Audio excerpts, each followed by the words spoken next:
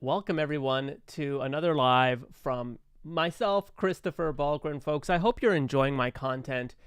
I think in our current environment, political environment, it's getting a bit dicey out there in terms of what's appropriate to say and when can you say it and how you can say things. And my channel is focused on exploring the topics that literally the media, our government, no one's really focused on. So if you want to have more in-depth discussions about some of the policies that our government's putting forward that a lot of us just don't know about and is causing concern, hit that like button, subscribe, leave a comment below. Let me know how I can continue to improve and providing you with the information you need to keep making more and more informed decisions and also continuing the conversations with your family and your friends. One thing that's come up several times by so many of you has been the youth labor market. And so I'm going to share with you some statistics, and this is from the CIBC's report in August 2025. And so I'm going to share that with you because I think it's very important that we talk about it. This is the research right here, and let me just share this with you. It's called No to Being Young Again: The Struggles of Canadian Youth Employment. Now, the article begins by looking at youth between the ages of 15 to 24. And it says that typically it's true that unemployment rates for this age group rises more than when the labor market softens. Increases in unemployment are most frequently driven by weak hiring failing to keep up with increasing labor supply. And young people typically account for a significant portion of new labor supply entering the market. However, the report goes on to note that the most recent period of rising unemployment for young people, with their jobless rate up more than 5.5 percentage points since 2022, has clearly been worse than average, particularly relative to the increase seen in other age groups.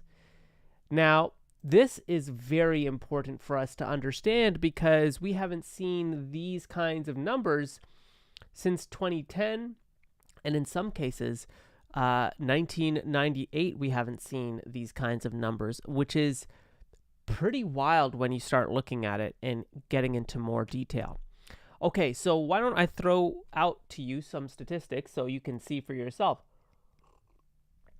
In summer 2025, between May and August, average unemployment of returning students, 17.9%. And it's pretty wild. In Alberta, it's 21% for this age group, 19% in Ontario. Now, nationally, the average is around 15 to 16%. This is pretty insane considering all that is happening, and I want to substantiate this not with research of my own, but with what you've been telling me in the comment section. Many of you have been telling me that your kids, young adults who are in that age group, they're going out, they're applying for jobs, and they're not even getting a call back. And they're applying to fast food restaurants, retail, condo security, the places where all of us spend our first jobs in that periphery sector just to get some money in our bank account and to not depend so much on mom and dad.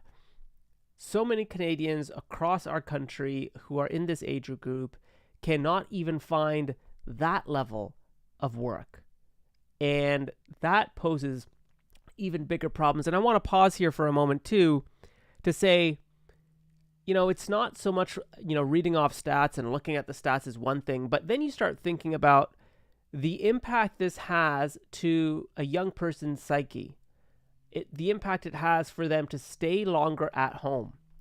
Now, I'm not a psychologist. I'm not a child psychologist.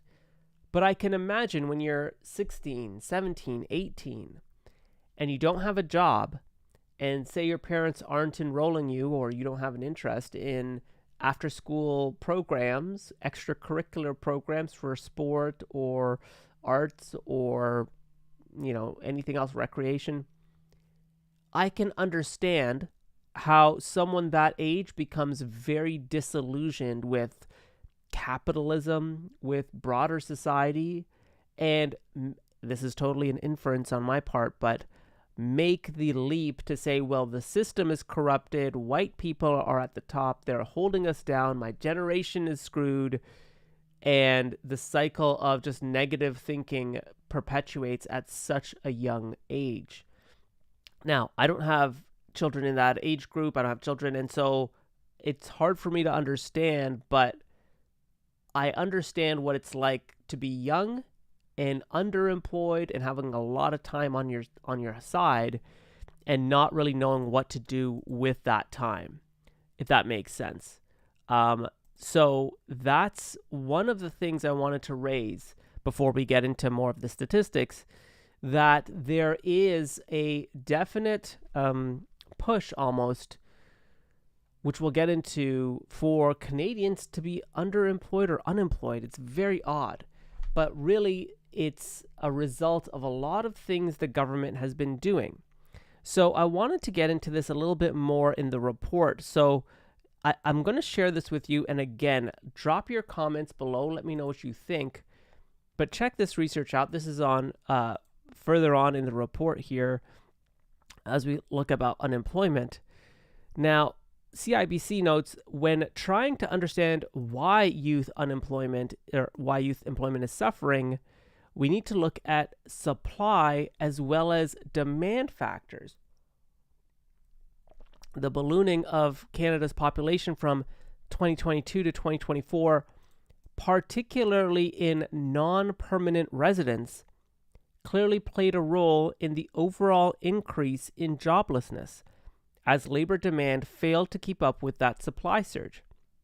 If anything, the 15 to 24 age group will have been even more influenced by this population growth, as its NPR, its non-permanent resident component, grew even quicker than that of the overall economy and saw a slightly larger increase in unemployment. So if you look down here at chart 4 is how higher unemployment amongst new entrants in 15 to 24 age group and large increase in the non-permanent resident labor force. So you can see here, and I wish I could zoom in. I'm sure there's a way. I think I can do this. Oh, I can. Look at that. You can see right here at the very bottom, I'll highlight it here for you, the unemployment rates of new immigrants and NPR. And you can see there that it follows, it actually is ticking upwards. It had a spike in February, and then it came down, and it's on its way up. And then you look at the proportion of non-permanent residents in the labor force, and it's ticking up dramatically, specifically in the ages of 15 to 24. So we have way more non-permanent residents in the same age group as Canadians who are facing high levels of unemployment already. So very interesting here that they look at this, because here's something else to consider. That supply factor, going above and beyond that seen in other age groups, explains more than half of the excess unemployment witnessed amongst 15 to 24-year-olds when compared to other age groups. But it still doesn't appear to explain all of the divergence. Moreover, with population growth decelerating rapidly recently, in large part because of the curbing of student numbers, that supply factor is unlikely to explain the renewed weakening in youth unemployment witnessed this year. So basically, the government is cracking down on international students and perhaps not letting as many international students in, and that then translates to less, that then may not necessarily equate to higher levels of unemployment. I want to pause here for a second, because this is something that many of you have said, and I'd like, again, for those who are watching, if you have children and this has happened to you, because I've received so many comments of this on social media, that your child has gone out to apply, say, to a Tim Hortons, have come back home and they never hear a call back, and then they realize a few weeks later they visit that Tim Hortons and it's fully staffed by international students, temporary foreign workers.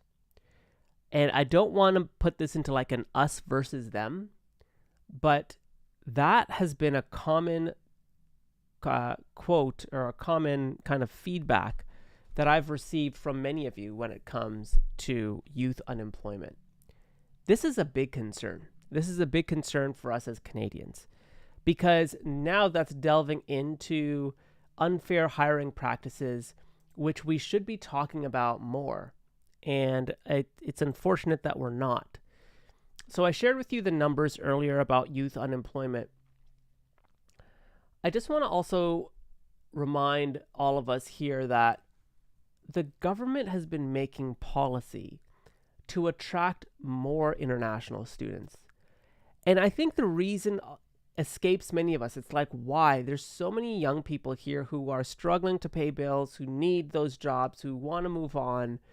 But it's so hard to describe this in clear terms, because under Harper, the government started the global skills strategy where, Canada was competing with Australia and UK for the best and the brightest. And Harper had pretty aggressive targets back in 2014 or 2011. And it was to attract hundreds of thousands of international students, the best and the brightest, to come to Canada.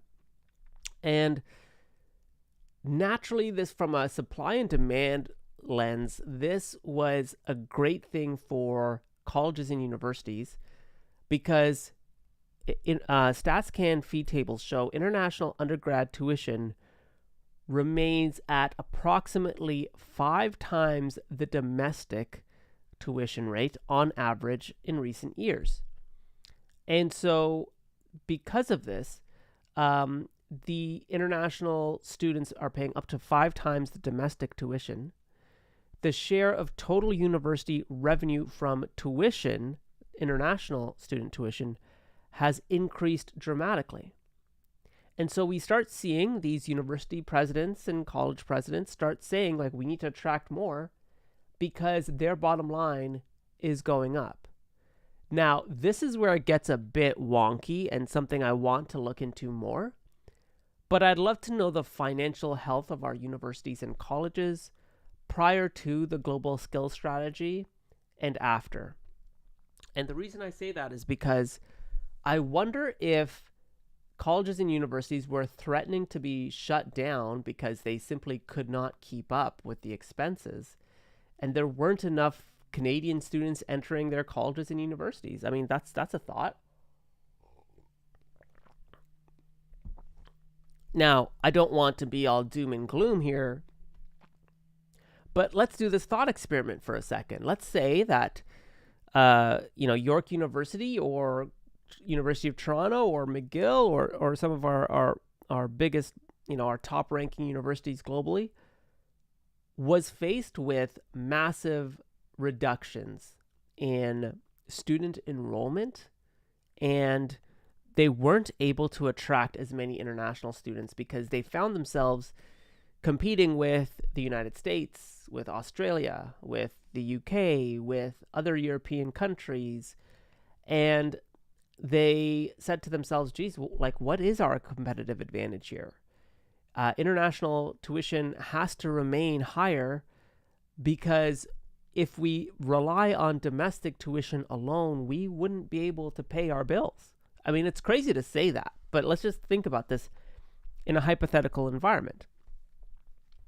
What I don't understand is why then wouldn't the government come to their aid and say, don't worry, we'll get you through this rough patch.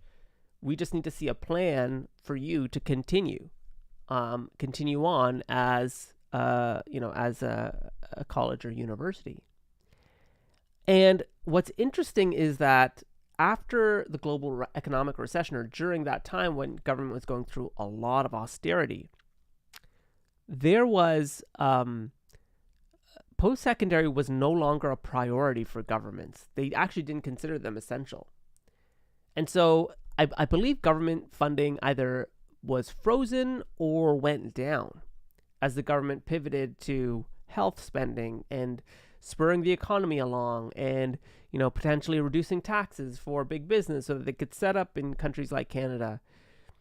And I never understood that argument, because why would it be like an either or? It's like, why would the government say, well, we can't support post-secondary, so we're going to support healthcare and attracting business? Like, to me, post-secondary would be a natural budget item for any government in Canada, especially given the level of spending and our population here in Canada. And so I'm still struggling to understand that. And perhaps in a separate video, I'll go into more detail as to why the post-secondary schooling system across Canada was this neglect case. Like, nobody wanted to pump money into it. And so coming out of that, there was this global skills strategy in 2011 that Harper introduces. I think it was 2011. And it was like, don't worry, we got you. We have this international student skills strategy.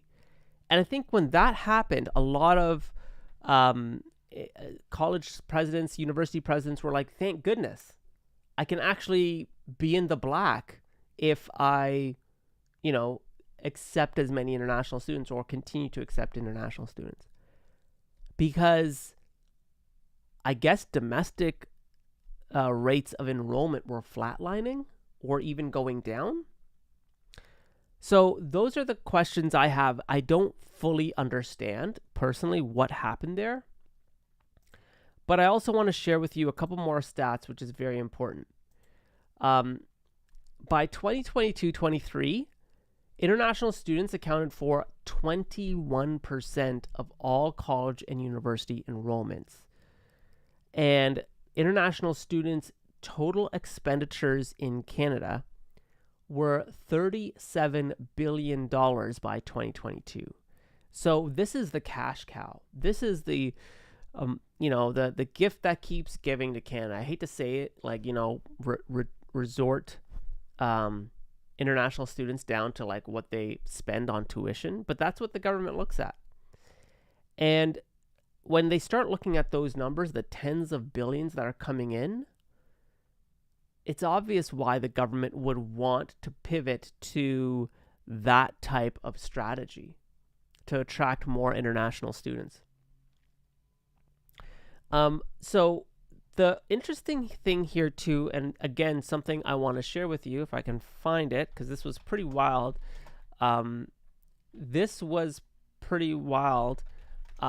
Seneca College actually did a marketing campaign. Let me see if I can find it. Students. Seneca College, Canada. This is really interesting. If you haven't found it, I can't find it. It's like India.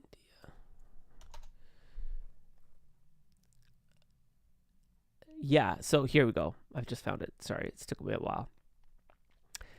This is really interesting, and so I'm going to share my screen with you. Wrong screen. This is really interesting because it gets to the heart of what I think is the issue that a lot of us are seeing. So this is Seneca. Seneca partners with CIIS to launch new diploma programs. This is in June 2025. So Seneca Polytechnic has announced a new academic partnership with Continental Institute for International Studies in Punjab, India. Under this partnership, students will complete their first year in India and the final 2 years in Seneca in Toronto, gaining access to Seneca's applied learning environment and global career opportunities. The partnership also includes academic advising, English language support, and cultural readiness workshops to ensure a smooth transition. Our new partnership with CIIS, aligns with Seneca's vision of fostering global academic pathways and creating meaningful opportunities for students. We are committed to delivering high-quality programs that prepare students for success in today's global economy. So this partnership between Seneca and CIIS is just one of many examples of Canadian universities and colleges partnering with institutions in India. Now, I don't think there's anything, fundamentally wrong with this. I think it's good. I think most Canadians would say it's good that we're getting the best and the brightest who want to contribute to Canada, who want to be part of our economy, build the economy, contribute substantially. There's nothing wrong with that. My concern, I think, is with regards to the number of non-permanent residents entering in that 15 to 24 age cohort at the same time we're having high levels of youth unemployment in that age cohort. So you have even more youth coming in that age group. And I want to put this out there. I don't know if international students face that level of unemployment that Canadians do. It's a hypothesis. I don't have the stats to back this up because I don't know if there are stats on youth unemployment amongst international students. Maybe there is. I don't know, but I haven't found it. I will continue to look into that. But it's something for us to think about. What is exactly the youth unemployment rate, say, for Indian international students coming to Canada? I bet you it's nowhere close to 15%. I bet you it's nowhere close to 7%. I bet you it's probably 3%, 4%. Maybe it's much lower than that. And again, this is just my observations in society. But I see a lot of periphery jobs occupied not by Canadians between the ages of 15 to 24, but by Indian international students. And it's not to call out India, but it's to make an honest observation to say, what about Canadians? What is it about Canadians that we're being passed up on opportunities? And why isn't the government understanding or acknowledging this real concern? So it circles back to the report from the CIBC about youth unemployment between the age groups of 15 to 24, where they make that causal linkage of higher unemployment rates and larger increase in non-permanent residents. Now, of course, they end with hey, this doesn't explain everything. They say there's other factors at play. In the U.S., the unemployment rate has also risen by 2 percentage points, well above the increase increase of other age groups. And of course, they talk about risks from technological perspectives, more changes in AI. There are perhaps even more competition as well. But early data for Canada does suggest a role for AI and other labor substituting technologies in the disproportionate climb in youth unemployment. But what's missing from this analysis, as I've said, is the youth unemployment amongst young Indian international students. I don't believe it's anywhere close to what Canadians are experiencing. And that is very challenging because when I think of jobs that are not impacted, I don't think by AI, I would think it's Uber Eats, it's food delivery services, it's getting your groceries, it's getting your alcohol, it's condo security. I keep saying condo security because I live in downtown Toronto and it's like condo land everywhere. It's volunteering at the CNE, it's volunteering at major events. And I see only Indian international students occupying those roles. I only see Indian international students on Uber e-bikes delivering Ubers and skip the dishes. I only see Indian international students doing condo security. I only see Indian international students doing a lot of the periphery jobs. It's so obvious in every sector, in every part of our society, in every periphery job sector, where we see this overabundance of international students, temporary foreign workers from India occupying these jobs. And it gets me wondering what exactly is going on here. What's happening? Could this exactly be contributing to the high youth unemployment amongst Canadians? I just also want to mention quickly temporary foreign workers as well. Now, I mentioned this before, but temporary foreign workers are not the number one group of people who have come to Canada. It's International Mobility Program Permit holders, IMP. That program dwarfs TFWs by light years. I think it's almost triple or quadruple the numbers in International Mobility Program permit holders versus temporary foreign workers. Interestingly enough, when Pierre Poilievre was calling for the end of the TFW, he was very specific in calling for the end of the temporary foreign worker program, not for the International Mobility Program. And this is very important that we unpack this some more. There's a lot there to unpack.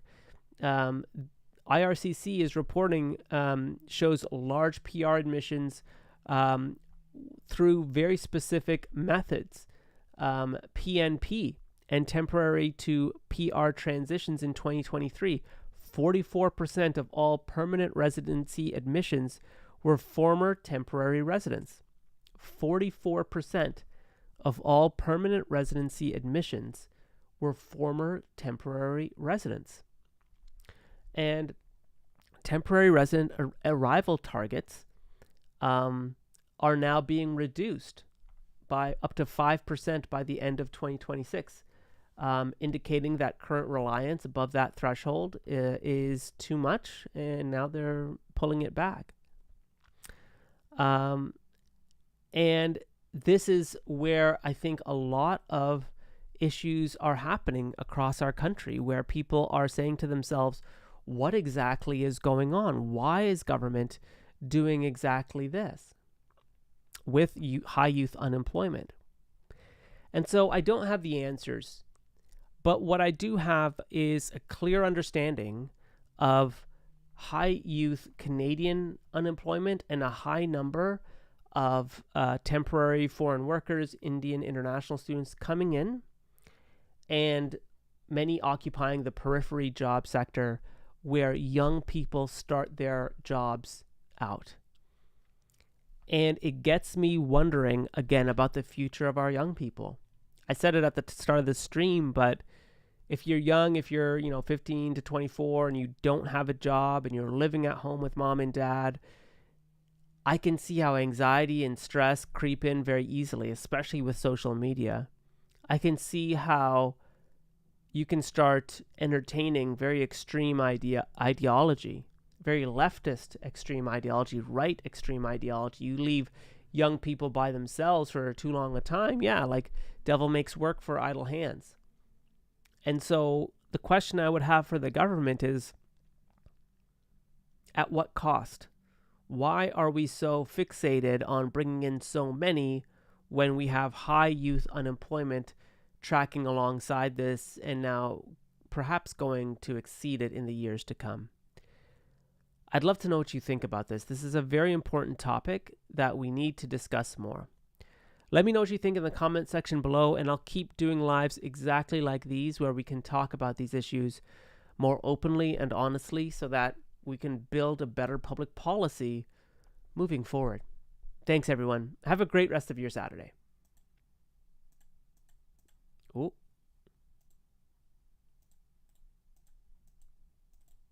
And now this isn't working. I can't end this for some reason. There we go. All right, we're going to stop it here.